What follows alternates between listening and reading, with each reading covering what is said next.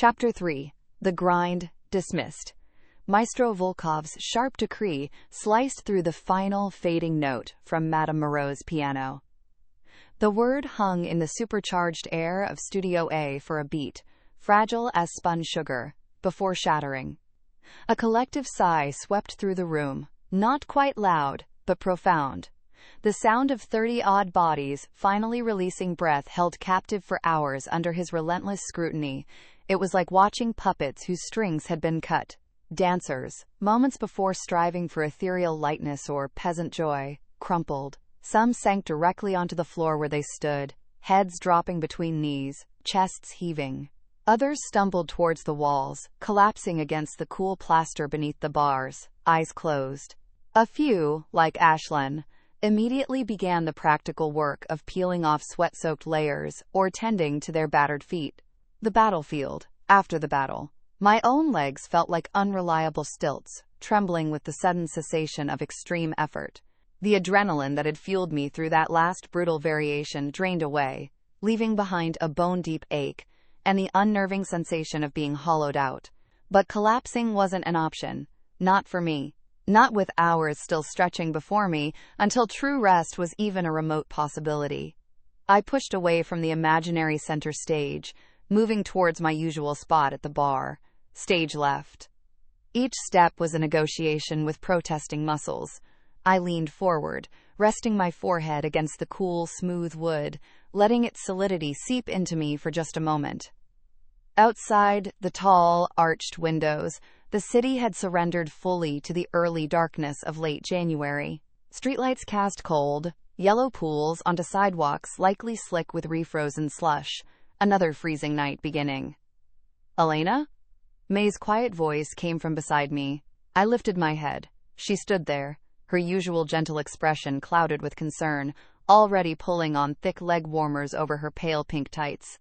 "You okay?" That last variation, he was pushing hard. "I'm fine, May," I managed, forcing a smile that felt stiff on my face. "Just need to cool down properly." Years of practice went into making fine sound convincing.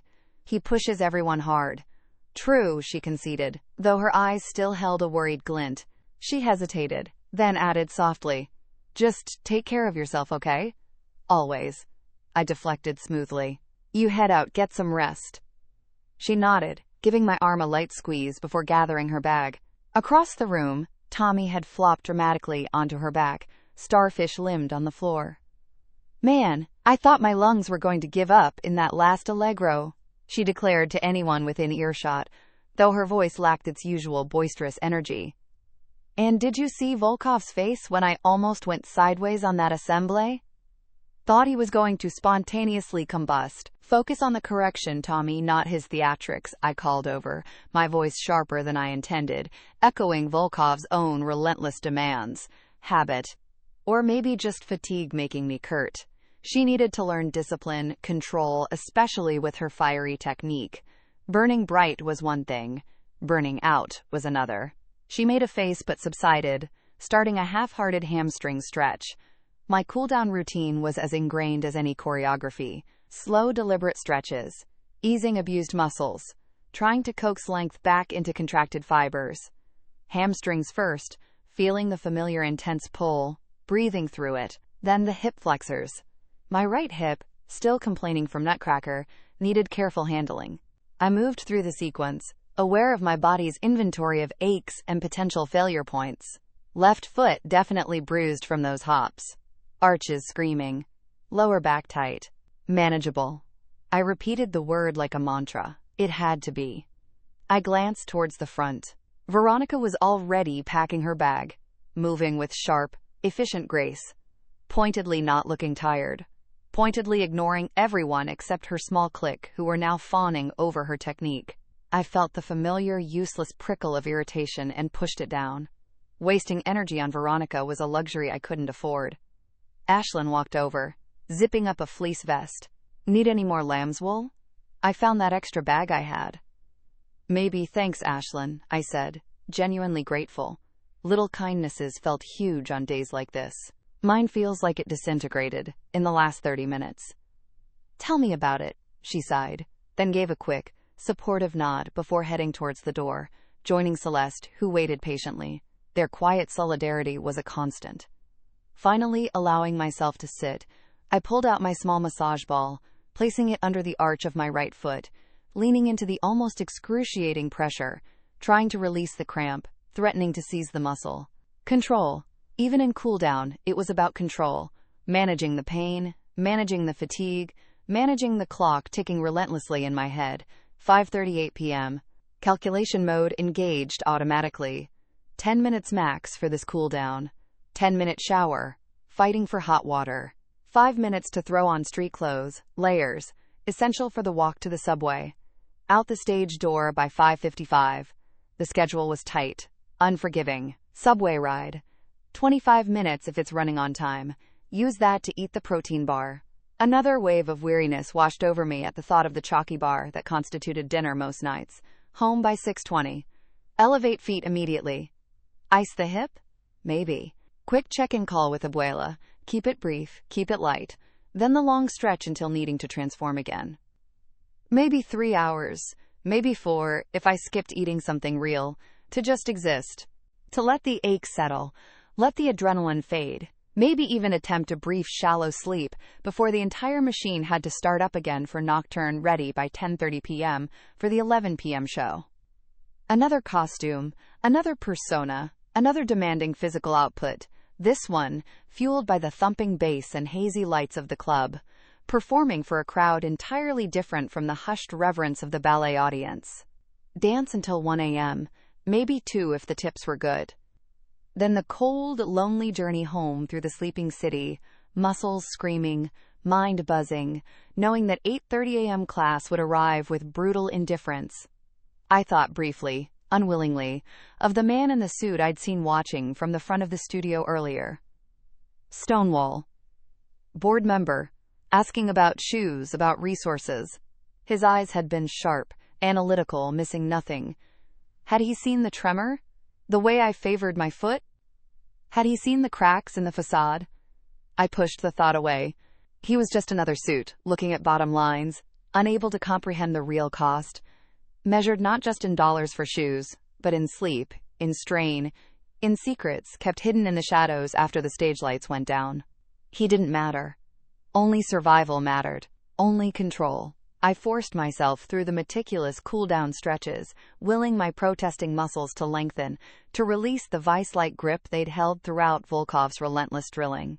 The studio was emptying out around me, the relieved chatter and zipping bags, a welcome counterpoint to the maestro's sharp commands and Madame Moreau's insistent piano. Ashlyn gave my shoulder a quick squeeze on her way out. "See you tonight, Elena. Try to rest." "You too," I murmured, managing a faint smile. Rest. The word felt like a foreign concept, a luxury belonging to another life. I was focused on easing the tightness in my right hip flexor, breathing slowly, when a pair of highly polished, expensive-looking Oxfords stopped a few feet away. I knew, even before looking up, who it was. The suit. The man from the back wall who had been watching the rehearsal with unnerving stillness. I straightened slowly, keeping my expression carefully neutral, bracing myself. "Ms. Laurent." His voice was smooth, deep, with a crisp edge that suggested boardrooms, not bars. "Yes?" I met his gaze. Up close, his eyes were a cool, analytical gray, taking in everything, the sweat dampening my hairline, the worn state of my practice clothes, the exhaustion I knew must be visible despite my best efforts. He was handsome, in a severe, clean-cut way that felt entirely out of place here. "Julian Stonewall," he introduced himself, offering a hand, then letting it drop slightly as he registered my sweaty state and focus. Smart enough to skip the formality, at least. "From the Board of Trustees." "Mr. Stonewall," I acknowledged with a polite, brief nod. Waiting. Board members rarely ventured into the studios unless there was a problem, or they wanted something. "Impressive work today," he began, the compliment sounding practiced, objective. "Giselle is clearly a demanding role." "Thank you," I replied, my voice carefully even. I shifted smoothly into stretching my other leg, needing the movement, needing not to be pinned by that dissecting gaze.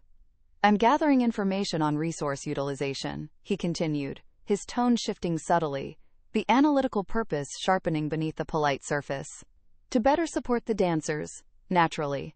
Could you elaborate on the typical rehearsal load leading up to a premiere like this? Standard question. Give standard answer. We rehearse professionally, Mr. Stonewall, I said, focusing on the stretch. The hours are demanding, but standard for this level of production. Don't complain. Don't reveal. Protect the company image, even from the board. Especially from the board, he didn't seem satisfied. And regarding equipment, he pressed, his gaze flicking down towards my feet, towards the battered point shoes I hadn't yet removed. The board notes significant expenditure on point shoes. What's your perspective on their durability under current conditions? There it was. The shoes. The budget line. Predictable. I felt a familiar wave of defensiveness rise, tight, in my chest, and forced it down. He wouldn't understand the physics involved. The sheer destructive force of hours of point work. The necessity of replacing shoes before they caused injury. He just saw numbers on a spreadsheet. Ballet is hard on shoes, I stated simply, keeping my voice level, especially point work like Giselle's. Durability varies depending on the choreography and the dancer. I straightened up then, needing to create some space, reaching for the small towel I'd left on the bar to wipe the lingering sweat from my brow. The replacement rate seems high, he persisted, his gray eyes sharp, analytical. He wasn't letting go easily. The board wants to ensure dancers have precisely what they need to perform optimally, without undue strain or excessive avoidable cost. Undue strain? Avoidable cost. Did he think we enjoyed this? That we chose to have our feet bleed, our muscles scream, our shoes disintegrate? Did he think there was some magic, cost-effective way to achieve the impossible feats this art form demanded? My chin lifted fractionally. We manage, Mr. Stonewall, I said, the words clipped, imbued with a finality I hoped he would understand. Dancers are resilient. I risked a glance at the large clock on the studio wall, 5:42 p.m. Panic, cold and sharp, flickered through me. I needed to leave. Now, if you'll excuse me, I said, turning fully towards my dance bag, making my intention clear. The politeness felt thin, stretched taut over my impatience and anxiety. I have another commitment. I didn't wait for his response. I quickly gathered my discarded warm-up layers, shoved my water bottle and towel into the cavernous depths of my bag. All swift, economical movements, honed by years of needing to transition quickly from one demand to the next. I could feel his gaze on my back as I walked towards the door, a focused intensity that felt different from Volkov's critical glare. Cooler, more calculating. Pushing through the studio door felt like escaping into breathable air, even if it was just the relatively quiet hallway. Relief warred with a new unease. Stonewall. His questions weren't casual. He was digging. The shoes, the fatigue. How much could he find out? Could this somehow lead back to Nocturne? I shook the thought away. Paranoia bred mistakes.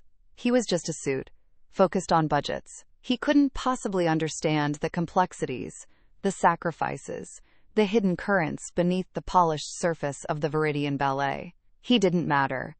I had already turned, my heavy dance bag settling onto my shoulder with a familiar, weary ache, the studio door handle cool beneath my fingers. Escape was moments away. My priority now was the clock. Subway. Home. Refuel. Rest, if possible. Then, transform again. The night, and its own demanding performance, awaited. But his voice, calm and persistent, stopped me. Laurent, just a few more moments, if you would. I paused, forcing myself to turn back slowly, keeping my expression neutral, despite the internal scream of impatience and fatigue. Julian Stonewall stood there, his posture relaxed, but his gray eyes sharp and focused. He hadn't moved to block my exit, exactly, but his presence was an undeniable impediment. He wasn't easily dismissed. As I mentioned, he continued smoothly, ignoring my obvious desire to leave.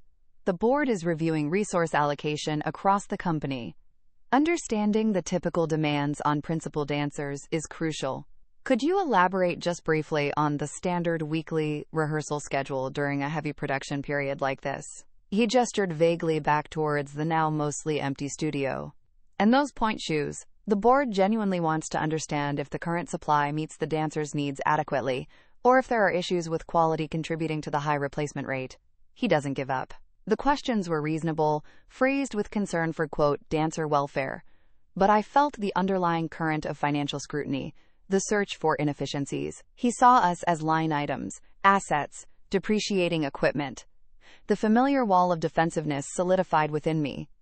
Protect the company. Protect the budget, ironically. Protect myself. Mr. Stonewall, I began, my voice tight with carefully controlled exhaustion. I truly appreciate the board's interest, but as you can see, I gestured vaguely at my damp leotard. Rehearsal was demanding. I haven't eaten properly since noon. I need to stretch adequately to prevent injury, and frankly, if I don't leave now, I'll miss the slightly less crowded train and will be waiting longer on a freezing platform. It was mostly true, omitting only the crucial why I needed to get home and conserve energy before heading out again, much later into the frigid night. He considered this, his analytical gaze sweeping over me, assessing for a moment. He saw the fatigue. I knew he did. Then, unexpectedly, his expression softened slightly. Of course, forgive my timing. It was inconsiderate, immediately post-rehearsal. He paused, then shifted tactics smoothly. Perhaps we could continue this discussion over dinner? My treat. It would give you a chance to refuel properly.